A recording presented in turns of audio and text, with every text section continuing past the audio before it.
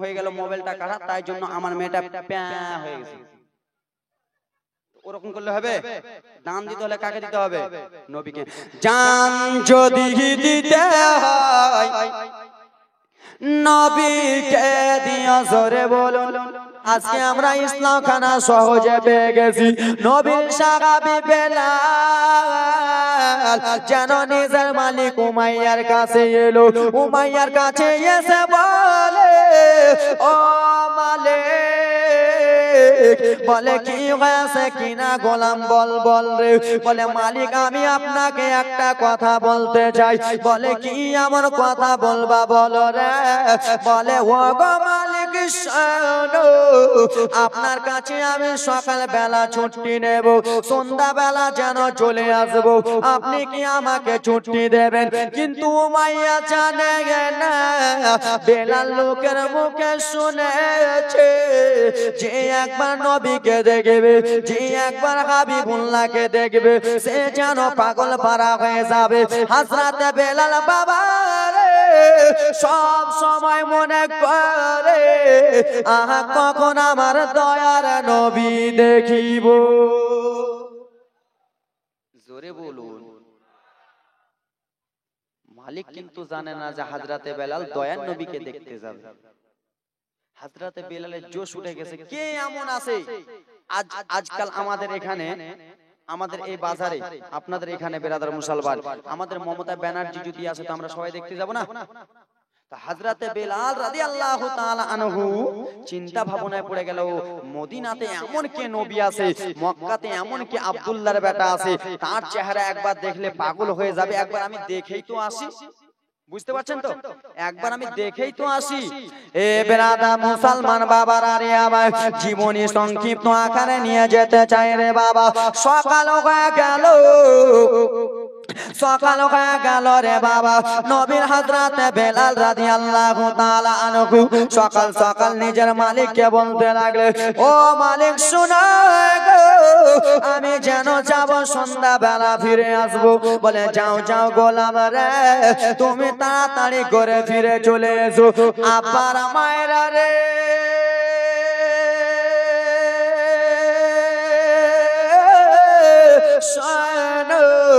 টক টক টক টক টক টক করে হযরতে বেলাল যেন রওনা হয়ে গেলেন মরুভূমি রাস্তা রে বাবা। গুটি গুটি টুক টুক টক টক করে যেন রওনা হয়ে গেলেন। কিছু দূর দূর থেকে দেখতে যেন পাওয়া যায় কিছু লোক যেন হাঁটা চলা করতেছে, কিছু লোক যেন বাড়াবাড়ি করতেছে রে বাবা। নবীর সাহাবী বেলাল যেন কলমা পড়েন নাই রে বাবা। টক টক টক টক টক টক করে চলে গেলেন রে বাবা। আর যেমনই কাছে গিয়েছে তেমনই দেখে বাবা সমস্ত লোকেরা ঘেরুয়া করে নিয়ে যেন বসে রয়েছে, একজনকে নিয়ে বসে রয়েছে। সেটা অন্য কেউ নয়, সেটা হলো আমার আপনার দয়ার নবী। সেটা অন্য কেউ নয়, সেটা আমার আপনার দয়ার নবী। নবী মুস্তাফা আমার কিছু দিনের কথাবার্তা বলতেছেন সাহাবায়ে কেরামদের সঙ্গে, যেন ঘেরুয়া করে নিয়ে আসেন আমার নবী মুস্তাফা। মুখ দ্বারায় যেন নুরানি নুরানি কথা বলতেছেন রে বাবা আমার। হযরতে বেলাল টক টক টক টক করে যাওয়ার পরে যে বলে, বলো গো কাকে তোমরা এখানে ঘেরুয়া করে নিয়ে আসো, কাকে তোমরা এখানে নিয়ে আসো? বলে বলো বলো রে, তুমি কোথায় থেকে এসেছো বলো। বলে আমার মালিক হলো উমাইয়া, আমি উমাইয়ার যেন খরিদ করা গোলাম রয়েছি। নবীর সাহাবী সেই সময় বলতে লাগলো, শোনো রে, তুমি এখানে কিসের জন্য এসেছো? আমার আকা নবী মুস্তাফা আরাম করতেছে, তোমার মালিক উমাইয়া বদমাইশ তোমাকে কি দেখতে পাঠিয়ে গেছে? আমার নবী মুস্তাফার প্রতি কি তোমাকে বেকুশ করতে পাঠিয়েছে? দুশমন দুশ্মনী করতে নাকি পাঠিয়েছে। যেমনই নবীর সাহাবায়ে কেরামেরা এই কথা বলেছে, হযরতে বেলাল ওই জন্য আসে নাই রে। হযরতে বেলাল এসেছে নবী মুস্তাফার চেহারা দেখবো বলে। যেমনই বলেছে চলে যাও, তোমার নবী তোমার যেন তোমার মালিক উমাইয়া বদমাইশ তোমাকে আমার দয়ার নবীকে দেখতে পাঠিয়েছে। হযরতে বেলাল টক টক টক টক করে এই কথা বার্তা বলতেছে। বাবারে আমার, হ্যাঁ দেন দেন, তোমার বাবার নাম নারে তাকবীর নারে ইসলাম। বুঝতে পারছেন বাবা? নবীর সাহাবায়ে কেরামেরা বলে তোমার মালিক ভালো না, উমাইয়া বদমাইশ আমার নবী মুস্তাফার উপরে কটূক্তি কথা বলে। আর তুমি বেলাল এখানে এসেছো উমাইয়ার গোলাম, তুমি এখানে আমার নবী মুস্তাফাকে দেখতে এসেছো, কি করছে আমার নবী? আর তুমি তোমার মালিককে বলে দিবা। হযরতে বেলালের যেন মনটা খারাপ হয়ে গেল রে মা। হযরতে বেলালের দুই চোখের পানি যেন টপ টপ টপ টপ করে পড়তেছে। হযরতে বেলালের চোখের পানি নিয়ে কেঁদে কেঁদে বলে, ওগো নবী সাহাবারা, আপনারা আমাকে ভুল বুঝিয়েন না, আপনারা আমাকে এইভাবে তাড়িয়ে দেবেন না। কেন আমি মালিকের কথা শুনে আসেনি, আমি এসেছি আব্দুল্লাহর বেটাকে দেখতে, আমি এসেছি মা আমিনার বেটাকে দেখতে, আমি এসেছি তো জাহানের বাদশাহ নবীকে দেখিতে। জোরে বলুন। বলে না না না না না রে, তাড়াতাড়ি বসো নাকি জীবনটা, বুঝতে পারছেন? এই আমার বাবা ব্রাদা মুসলমান আমার, হযরতে বেলালকে সেই সময় বলতে লাগলো চলে যাও, তুমি উমাইয়ার খরিদ করা গেলাম না না না, তোমার মালিক কত রকম কথাবার্তা বলতেছে রে, তোমার মালিক তোমাকে বলে পাঠিয়েছে তুমি এখন শিকার খাও না। হযরতে বেলালকে যখন পাঠিয়ে দেয় রে বাবা, হযরতে বেলাল দুই চোখের পানি যেন ঝরঝর করে ফেলতে লাগলো, দুই চোখের পানি ঝরঝর করে ফেলে ফেলে কেঁদে কেঁদে বলে, ওগো নবী সাহাবারা, আপনারা আমাকে ভুল বুঝিয়েন না গো, আপনারা আমাকে এইভাবে তাড়িয়ে দিয়েন না। আমি লোকের মুখে শুনেছি যে একবার দয়ার নবীকে দেখবে গো, আমি লোকের মুখে শুনেছি যে একবার মা আমিনার বেটাকে দেখবে, আমি লোকের মুখে শুনলাম যে একবার দোজাখানের বাদশা নবীকে দেখবে, সে নাকি নবীর প্রেমে পাগল হয়ে যাবে। তাই জন্য আমি উমাইয়ার গোলাম, আমি ওই জন্য যেন এসেছি একবার শুধু আমি দয়ার নবীর চেহারা খানা দেখবো। আমার দিল মানে না, আমি ব্যবসাতে যে যেন শান্তি পেলাম না, আমার দিল যেন মানে না রে বাবা। হযরতে বেলালের দুই চোখের পানি ঝরঝর ঝরঝর করে পড়ে যায় মুসলমান আমার। সেই পানিগুলো দেখে সাহাবায়ে কেরাম বলে দাও দাও গো, এই বেলালকে যেন ছুটি দেওয়া হোক, এই বেলালকে যেন রাস্তা দেওয়ানো হোক। রাস্তা খালি করেছে আমার আপনার দয়ার নবী যেন আরাম করতেছেন রে বাবা, কিছু কথাবার্তা বলতেছে বাবা রে। যে গোলাম মুসলমান হয় না, যেই বেলাল এখনো মুসলমান হয় নাই রে বাবা, সেই বেলাল টুক টুক টুক টুক টুক টুক করে জানো আমার আপনার দয়ার নবীর কাছে চলে গেলেন। আমার আপনার দয়ার নবী যেন আরাম করতেছে, সেই বেলাল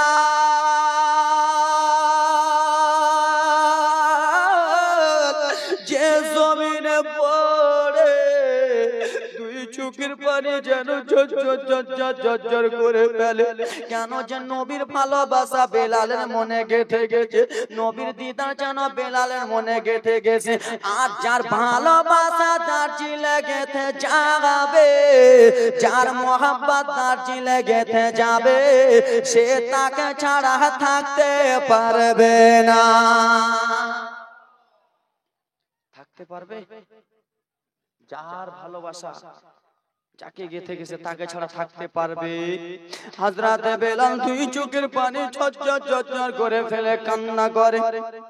আমার আপনার দয়ার নবী বলতেছে বলো গো, ও মাইয়ার গোলাম,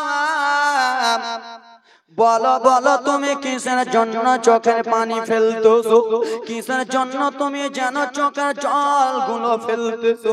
নবীর প্রিয় সাহাবী বেলাল এখনো মুসলমান হয় নাই, সেই বেলালের মুখ দ্বারা যেন ভালো করে কথা বার হয় না।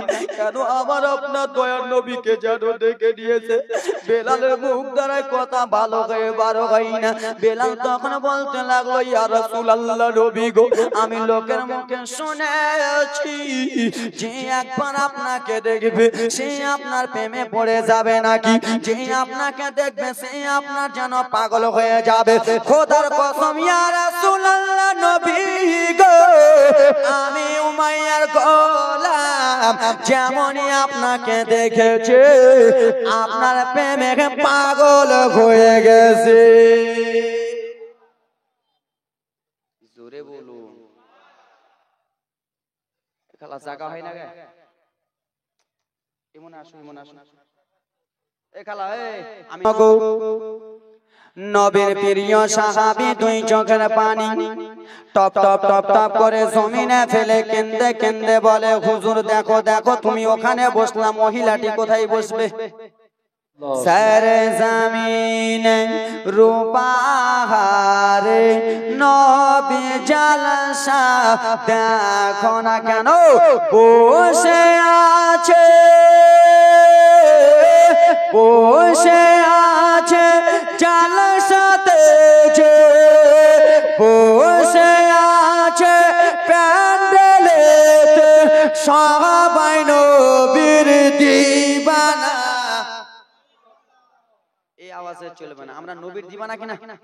আপনারা তো বললেন, তো কবি কত সুন্দর করে বলে, সারে জমিনে রূপাহারে নবীর জালসা দেখো না কেন বসে আছে রূপাহারে, বসে আছে প্যান্ডেলেতে সবাই নবীর দিবানা।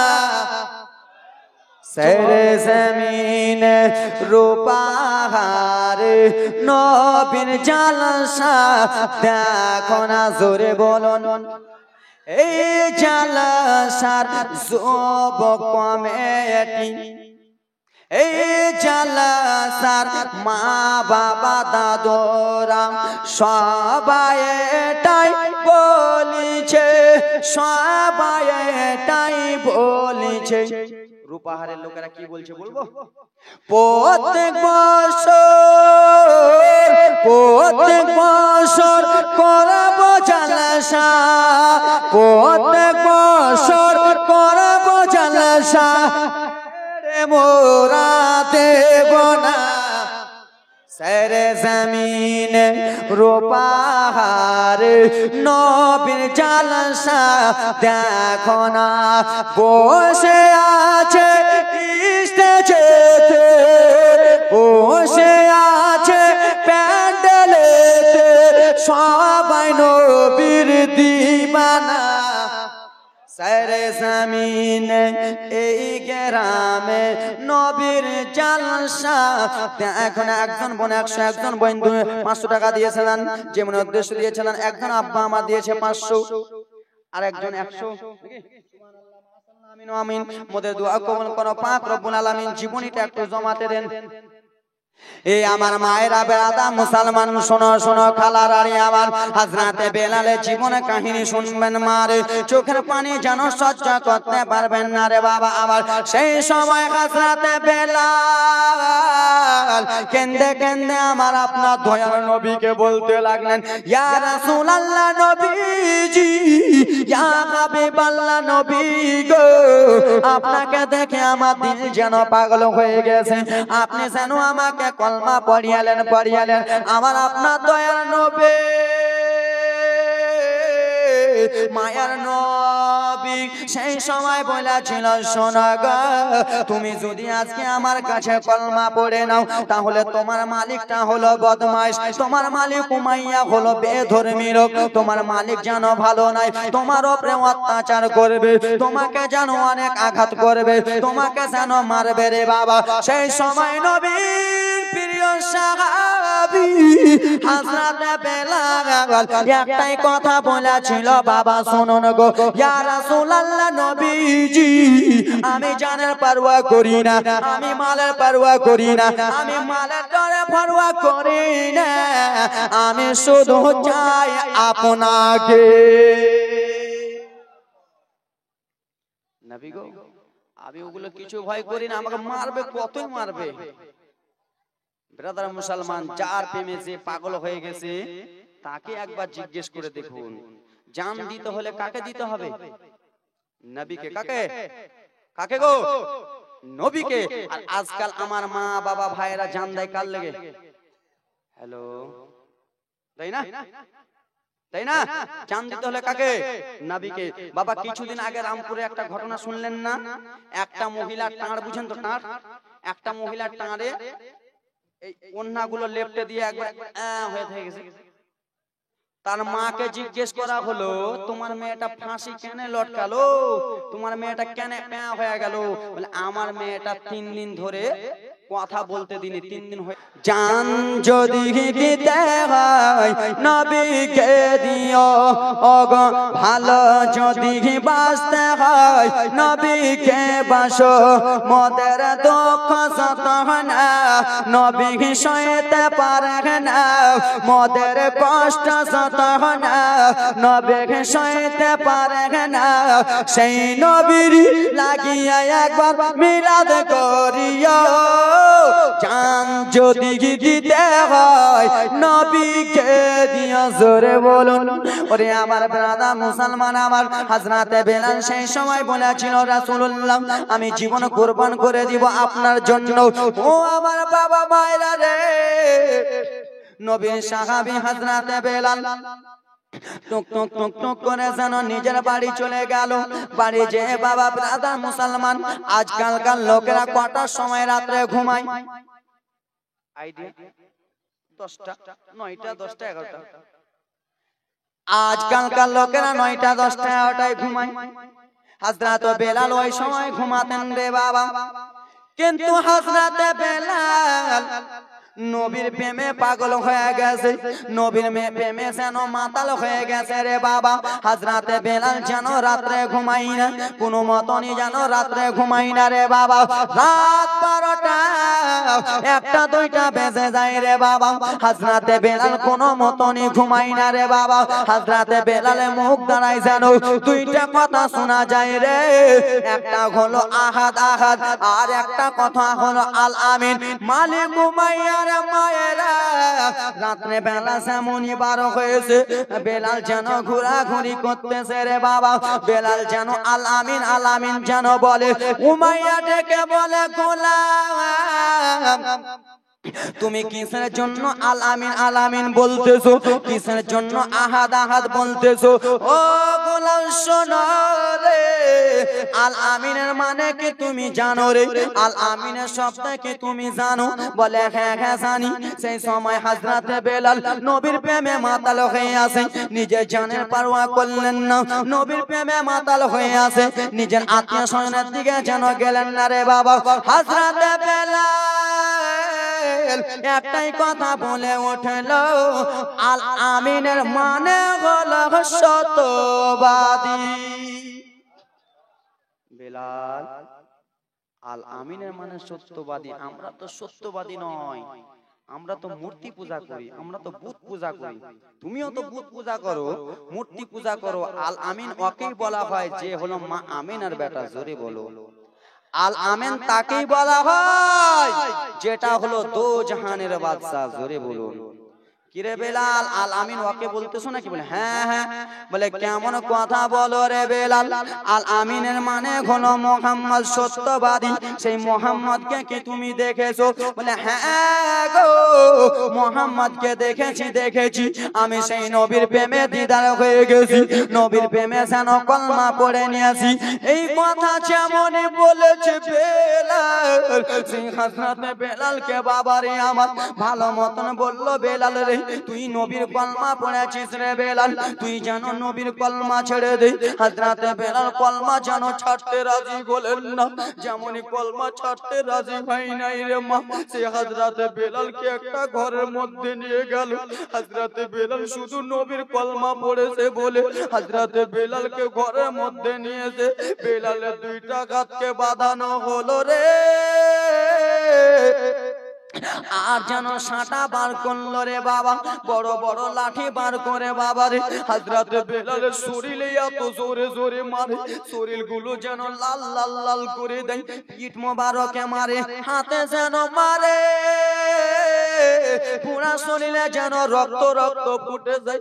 হযরতে বেলাল কেঁদে কেঁদে বলে, উমাইয়া আমাকে কিসের জন্য এরকম মারতেছো? বলে বেলাল তুই নবীর কলমা ছেড়ে দে। হযরতে বেলাল নবীর কলমা যখন ছাড়তে রাজি হলো না, বাবা এত মারা মারতেছে বেলালকে, কালো গাবসি বেলাল, এত কালো বেলাল, সেই বেলালকে মেরে মেরে চামড়া গুলো যেন ফুলিয়ে ফুলিয়ে দিয়েছে রে বাবা, রক্ত গুলো জমা জমা করে দিয়েছে। সকাল হয়ে গেল বাবার, হযরতে বেলালের জীবন কাহিনী শুনেন রে মা। সকাল যেমনই হয়ে গেছে বেলালকে বলা হলো, বেলাল তুই যেন নবীর কলমা ছেড়ে দে। হযরতে বেলাল যখন কলমা ছাড়তে রাজি হলো না, হযরতে বেলালকে যেন একটা ঘরে শুয়ালো রে মা। ঘরে শুয়াবার পরে রে যেন দুই হাতে দুইটা বড় বড় পাথর, পায়ে যেন বড় বড় পাথর চাপিয়েছে।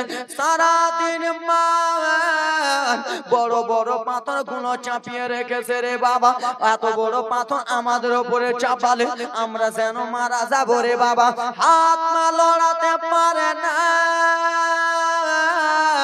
সারাদিন মান চলে যাই। সন্ধ্যাবেলা উমাইয়া এসে বলে, বেলাল তুই এতদিন আমাদের ধর্মেই ছিলি, আজকে তুই নবীর কলমা ছেড়ে দে। হযরতে বেলাল বলে, না না নবীর কলমা ছাড়বো না, যেমনই বলেছে ছাড়বো না রে বাবা। তেমনই সে হযরতে বেলালের হাতের একটা পাথর টানা গেলো, পাথর যেমনই টেনেছে মুসলমান, পাথরের আঘাতে যেন চামড়া গালা ছিলে গেল রে। পায়ের পাথর যেমনই টেনেছে পায়ের রগ গুলো যেন ছিঁড়ে ছিঁড়ে গেল রে বাবা। হযরতে বেলালকে যেন দাঁড় করালো হলো, ভালো করে হযরতে বেলাল দাঁড় হতে পারে না। বলে, বেলাল এত কষ্ট সহ্য করিস না, ইসলাম ধর্মটা ছেড়ে দে রে বাবা। হযরতে বেলাল যেন ছাড়তে রাজি হলো না। বলে, বেলাল তুই যখন ইসলাম ছাড়বি না রে বেলাল, তাহলে তোকে আঘাত করা হবে রে বাবা। উমাইয়া বদমাইশ নালায়ক রে, নিজের বাড়ি গেল, নিজের বাড়ি যেয়ে যেন বাবা হাঁড়িতে গরম পানি করলো। আজকাল আমার মা বোনেরা পানি হাঁড়িতে রান্না, হাঁড়ি যখন চাপায় চাল রান্না, ভাত যখন রান্না করে, পানিগুলো যেন টকবক টকবক করে ফুটে রে। বড় হাঁড়িতে পানি গরম করে মায়েরা দেখো দেখো রে, ইসলাম সহজে আসে নাই রে, ইসলাম কত কষ্ট করে এসেছে। আজকাল আমরা নামে মুসলমান হয়ে গেছি। হযরতে বেলালকে যেন শোয়ানো হলো, গরম গরম পানি যেন টকবক টকবক করে ফুটতেছে রে বাবা। সেই পানি যদি আপনার শরীরে চালিয়ে দেয়, আপনার ফোঁসা ফোঁসা যেন শরীরে হয়ে যাবে। বেলালকে বলে, বেলাল তুই নবীর কলমা ছেড়ে দে রে বেলাল, নচেত তোর গায়ে গুলো পানি চালানো হবে। হযরতে বেলাল বলে, আমি কলমা ছাড়বো না। যেমনই কলমা ছাড়তে রাজি হয় নাই রে মা, গরম গরম পানি, এত পানি গরম রে বাবা আমার, সেই পানি গুলো যেন হযরতে বেলালের যেমনই বুক মোবারকে চালিয়ে দিয়েছে রে বাবা। হযরতে বেলাল যেন কেঁপে কেঁপে উঠে গেল, হযরতে বেলালের শরীরটা যেন কাঁপতেছে বাবা রে। আবার সঙ্গে সঙ্গে যেন বড় বড় বড় বড় ফোঁসা হয়ে গেল, ফোঁসাগুলো যেন চলতে লাগলো রে বাবা। হযরতে বেলালকে আবার দাঁড় করানো হলো, দাঁড় করে হযরতে বেলালের পিছন দিকে যেমনই পানিটা দিয়েছে, পুরো শরীরটা যেন ফোঁসা ফোঁসা হয়ে গেছে। হযরতে হযরতে বেলাল যেমন হাত না দিয়েছে পোশাক গলা গলে গেল, আর যেমনই পোশাক গলেছে হযরতে বেলাল এত কান্দে, আল আমিন নবী গো আমি আপনার কলমা পড়েছি রাসূলুল্লাহ, তাই জন্য আমাকে এত কষ্ট সহ্য করতে হয়। ওরে যুবক বাবা মারে, ইসলামের জন্য বেলাল কত কষ্ট করেছে, আজকাল আমরা কেমন মুসলমান ইসলামের জন্য কষ্ট করতে পারি না। ইসলামের নবীর জন্য হযরতে বেলাল খোঁসায় আঘাত সহ্য শুধু করেনি রে বাবা, কত কত কষ্ট সহ্য করেছে আপনাদের সামনে আমি নিয়ে আসব। হযরতে বেলাল এত কান্দে চোখের পানি যেন থামা যায় না।